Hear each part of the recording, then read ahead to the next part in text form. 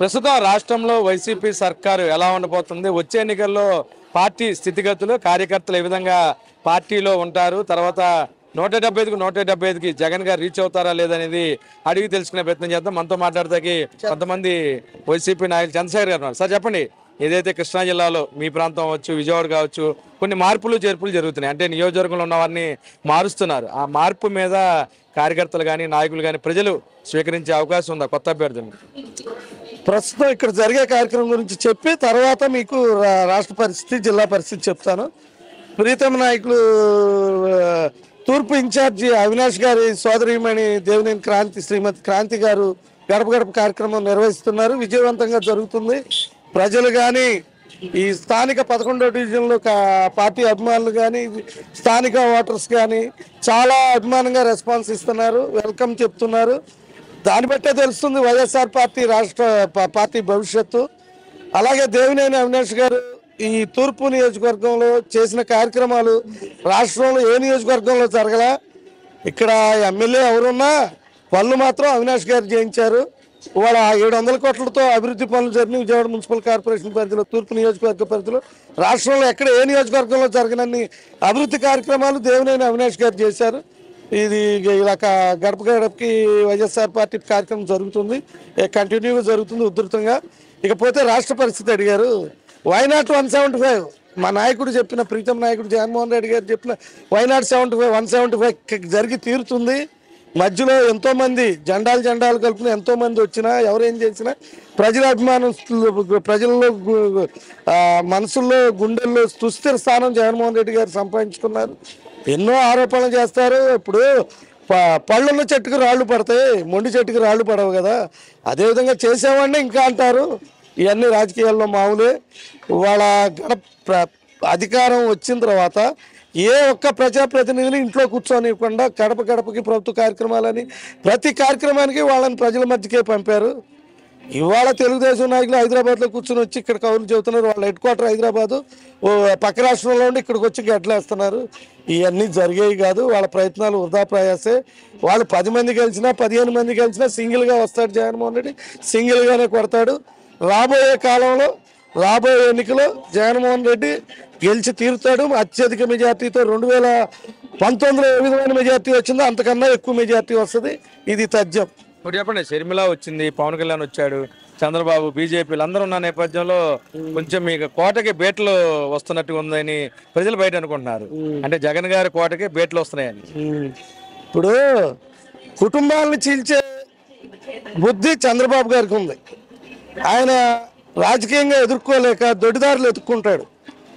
ఆ విధంగానే కుటుంబాలను చీల్చి రాజకీయం చేయాలని చూస్తున్నాడు. అన్నదమ్ములను చీలుస్తాడు, అన్నా చెల్లెలను చీలుస్తాడు, తండ్రి కొడుకులను చీలుస్తాడు, అందరినీ చీలుస్తాడు. ఆయన చీల్చడంలో ఎటువంటి ఇది ఉండదు. ఆయన పెద్ద ఎత్తుగడ రాజకీయవేత్త.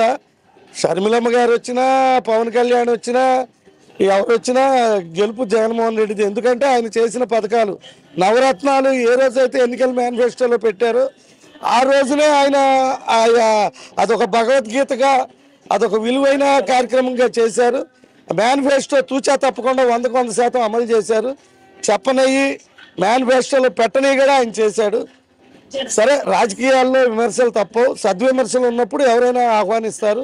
కుయుక్తులతో ఈ విచ్ఛిన్నకర పరిస్థితి విడదీసే కార్యక్రమాలు చేసి ఈ ప్రతిపక్షాలు ఎన్ని చేసినా ప్రజలు వైసీపీ బ్యాచ్ అంతా ఏమండి స్ట్రాంగ్ గానే ఉంది. వైనాట్ 175 సిద్ధంగా ఉన్నాం. ఏ కోట ఎక్కడ బేట్లు పడటానికి రాళ్లతో, బుల్లెట్లతో కొట్టగలిగిన వాడు ఉంటే బేట్లు పడతాయి. రాళ్లతో కొడితే బేట్లు ఏం పడతాయి? అది కాంక్రీట్ కోట, ప్రజల గుండెల్లో కాంక్రీట్ కోట. ఆ కోట దరిదాపులకు కూడా రాలేరు. అది మీ అపోయే. పార్టీ చాలా బలంగా ఉంది. వెళ్ళేవాడు ఇప్పుడు రాజకీయాల్లో పదవి కోసం వచ్చేవాడు పదవి లేపాడు పోతాడు. అది పెద్ద పట్టించుకోదగ్గ విషయం కాదు. ఒకడే మొదలెట్టాడు జగన్మోహన్ రెడ్డి గారు. ఇవాళ కోట్లాది మందిగా మారింది ఆ పార్టీ. ఆ పార్టీకి ఎటువంటి ఇబ్బంది లేదు. చాలా స్ట్రాంగ్ గా ఉన్నారు. రోజు రోజుకి బలపడుతుంది వైఎస్ఆర్ పార్టీ. ఆ పార్టీ అభిమానిగా నేను చెప్తున్నాను. పోతే ఇంకేంటి, కృష్ణా జిల్లా అంటారా? ఉమ్మడి కృష్ణా జిల్లా లెక్కేసుకున్న అభివృద్ధి కార్యక్రమాలు విజయవాడలో అద్భుతంగా చేశారు. కృష్ణలంక కట్ట అది ఒక అద్భుత కార్యక్రమం. 300 కోట్లతో అదొకటి చేసి అది ఏ ప్రభుత్వం చేయలేకపోయింది. జగన్మోహన్ రెడ్డి నాయకత్వాన అవినాష్ బాబు గారు దగ్గరుండి ఆ కరకట్ట కాంక్రీట్ వాల్ కంప్లీట్ చేయించారు. వేలాది మంది ప్రజలకి ఉపయోగపడే కార్యక్రమం. ఎలా ఉంటుంది చిన్నపిల్లడికి ఇచ్చారు సీటు? మచిలీపట్నం అద్భుతంగా ఉంటుంది. అవినాష్ బాబు ఎలాగో అక్కడ కూడా కిట్టు బాబు చక్కటి మెజార్టీతో గెలుస్తాడు. కారణం ఏంటంటే కరోనా మహమ్మారి విజృంభించిన టైంలో ఆ పిల్లవాడు గవర్నమెంట్ హాస్పిటల్లో ఉండి 24 ఏళ్ల పిల్లవాడు ఇంజనీరింగ్ చదివి వచ్చాడు.